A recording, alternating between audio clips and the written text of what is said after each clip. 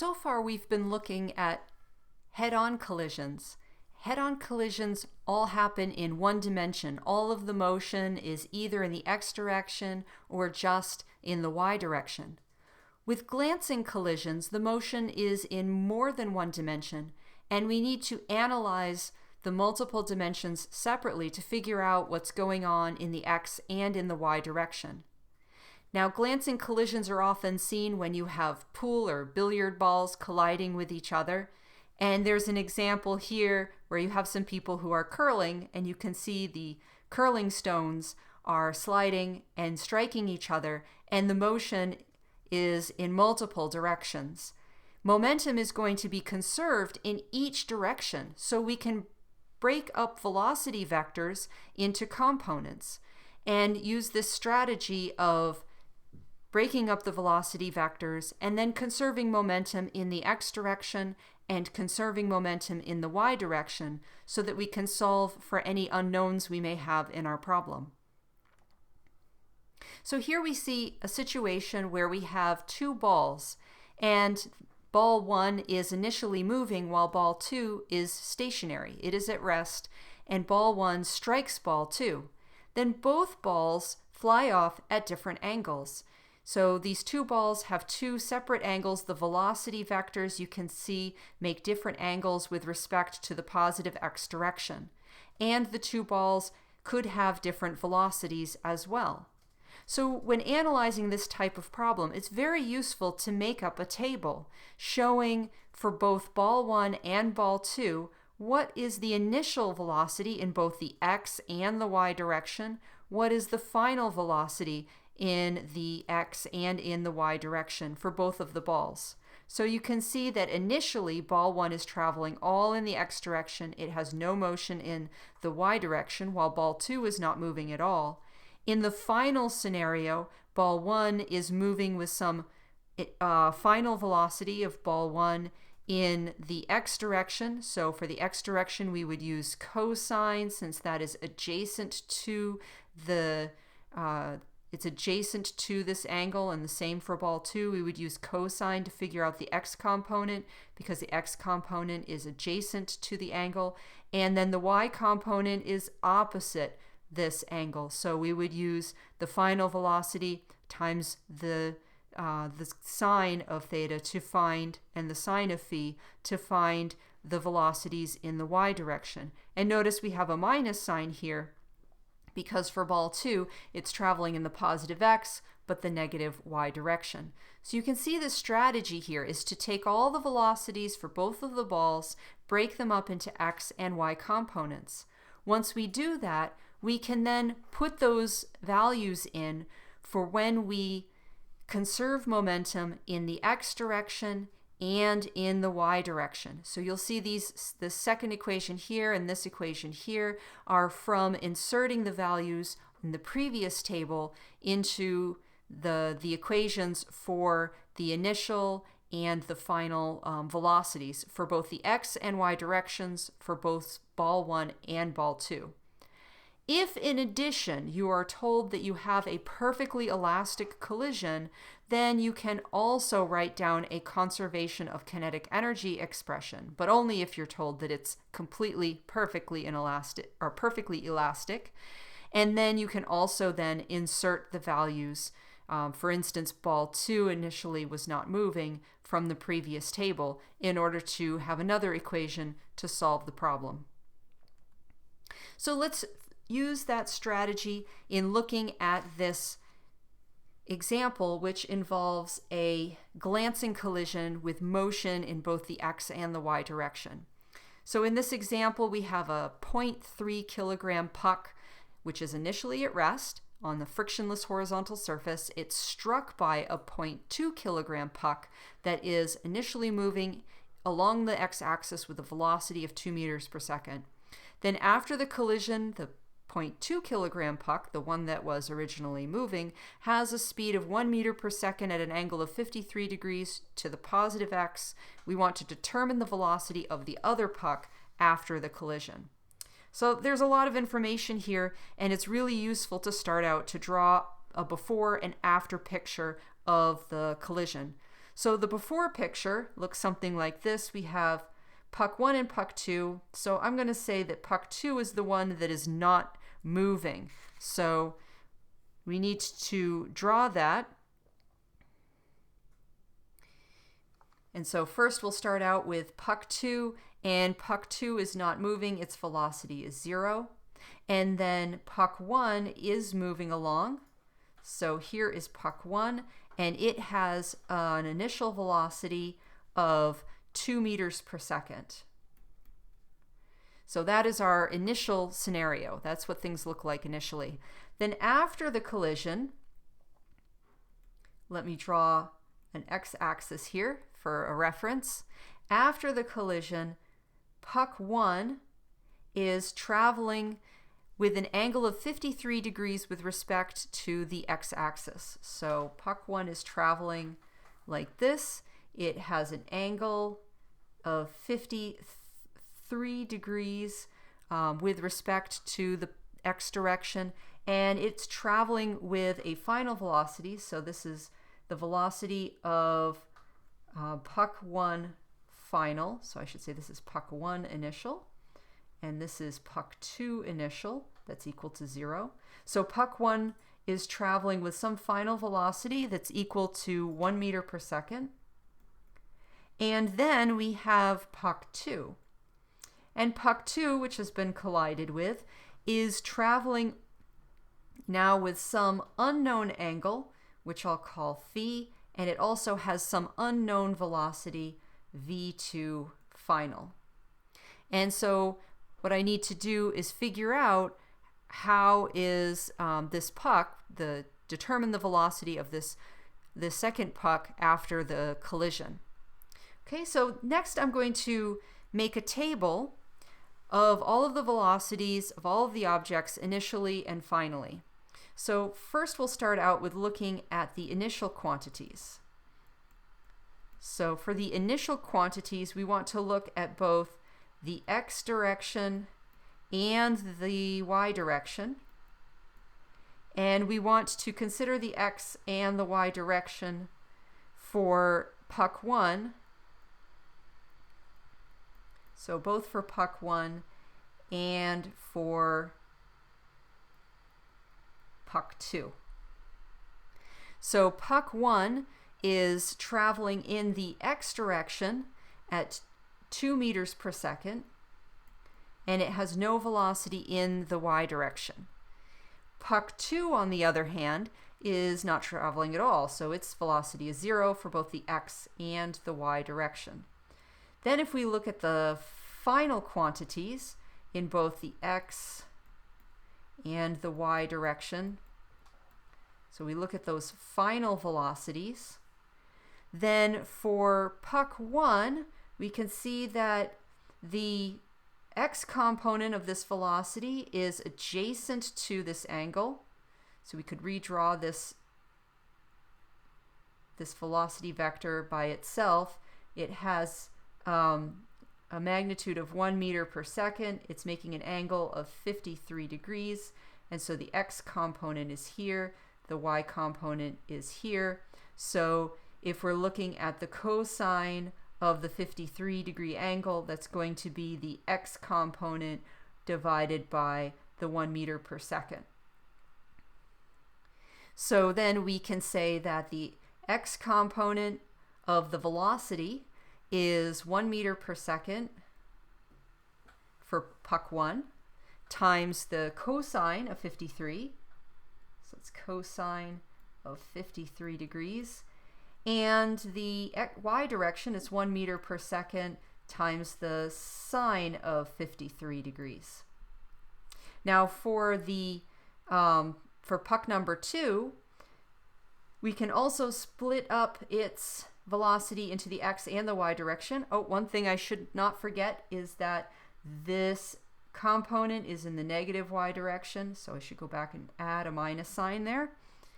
And then for puck 2, we can split its motion into x and y components. Once again, the x component is adjacent to this angle phi, so I would use this cosine for that component. So I have v v2 final times the cosine of phi, and v2 final times the sine of phi. Both of those are positive in the x and the y direction for those velocity components, where v2 final is the hypotenuse, it's the total length of the velocity vector, and then these are the two components. All right, so it turns out that for this particular problem, it's a little bit simpler to have shorthand names for the x and the y components of that final velocity. So rather than write all of this out, I'm just going to refer to this as as v2 final in the x direction, and I'm going to refer to this component as v2 final in the y direction as shorthand for v2 final sine of phi and cosine of phi. It just turns out that it saves us a little bit of writing in this case. All right, so next thing we want to do is conserve momentum in both the x and in the y direction. So for the x direction, we can say that mass 1 times the initial velocity, or the velocity of mass 1 initial in the x direction, plus mass 2 times the velocity of 2 initial in the x direction is equal to mass 1 times the velocity of 1 in the x direction final, plus mass 2 velocity of object 2 in the x direction final. All right, so next we can put in some of the values from our table in for these components of the velocity. So for mass 1, its initial velocity in the x direction is 2 meters per second, plus mass 2, well, its initial velocity in the x direction is 0, so that's going to mean that this term here is 0, is equal to mass 1 times 1 meter per second times the cosine of 53 degrees, since that's the velocity of object 1 in the x direction final, plus m2, and then I'm just going to write this as velocity of object 2 final in the x direction. So I'll just keep that as a symbol for now. So then the thing that I want to find is the velocity of object 2 in the x direction, since I'm interested in finding the final velocity of puck number 2. And so all I need to do is move this term to the other side of the equation. This one is 0. So move this to the other side of the equation, and then we'll divide through by m2 to get v2 final in the x direction all by itself. So let's do that. So we have m1, 2 meters per second, minus m1, 1 meter per second, cosine of 53 degrees is equal to m2 v2 final x, and then we just divide both sides by m2. So v2 final x is going to be equal to, well, let's start plugging in numbers. M1 is 0.2 kilograms times 2 meters per second minus M1 once again is 0.2 kilograms times 1 meter per second times the cosine of 53 degrees, and then we divide all of that by m2, which is 0.3 kilograms. So we get an x component of the final velocity of puck 2. That's going to be equal to 0.932 meters per second. All right, so we found that the component of puck 2's motion in the x direction. Now we need to find the component in the y direction. And to do that, we can conserve momentum in the y direction. So we have m1 v1 initial y plus m2 v2 initial y is equal to m1 v1 initial or v1 final y plus m2 v2 final y. And it's that final velocity of puck 2 in the y direction that we want to find.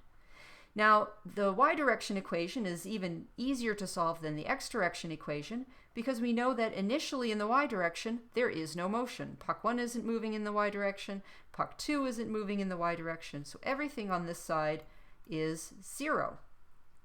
So then we can just take this term and move it to the other side and then divide by m2 in order to figure out what that velocity would be.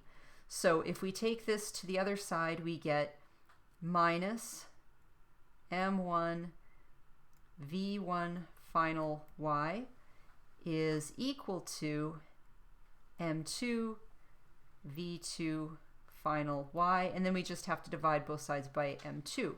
So v2 final in the y direction, so that y component of puck 2's motion, is going to be equal to, let's see, we have minus m1, and m1 is 0.2 kilograms, times v1 final in the y direction, so that's going to be equal to minus 1 meter per second times the sine of 53 degrees, and then that gets divided by 0.3 kilograms. So it gets divided by m2. So then for the final component of puck 2 in the y direction, we get 0.532 meters per second. Okay, so now we know what the velocity of puck 2 is in both the x direction and the y direction. And so if we want to determine the velocity of the puck after the collision, then we need to be able to find what is the magnitude of this vector and then also what is the angle of this vector. So I'm going to redraw that picture. I'm going to redraw just the motion or the velocity of puck 2 after the collision. So we have just found that after the collision, puck 2 has a velocity in the x direction, with this x component being 0.932 meters per second. And we found that the y component of puck 2's velocity is 0.532 meters per second. And we need to find the v2 final. We need to find the magnitude of that velocity vector and then also the angle it makes with the positive x-axis. So finding the magnitude, that's pretty simple. We can just use the Pythagorean theorem. So v2 final is going to be the square root of 0.932 meters per second squared plus 0.532 meters per second squared. And so that's going to have a magnitude of 1.07 meters per second. And the angle, we can find the angle, which is going to be the inverse tan, or the arctangent, of opposite over adjacent. So that's 0.532 meters per second divided by 0.932 meters per second. And that gives us an angle of 29.7 degrees, and that 29.7 degrees is away from the positive x direction. So we've found now both the magnitude and the angle of the velocity vector that puck 2 has after the collision. So next, let's look at this question. We have two equal mass balls that collide. The initial velocity of ball 1 is 4 meters per second. After the collision, both balls have the same speed. Is it possible for the speed of each ball to be more than 2 meters per second?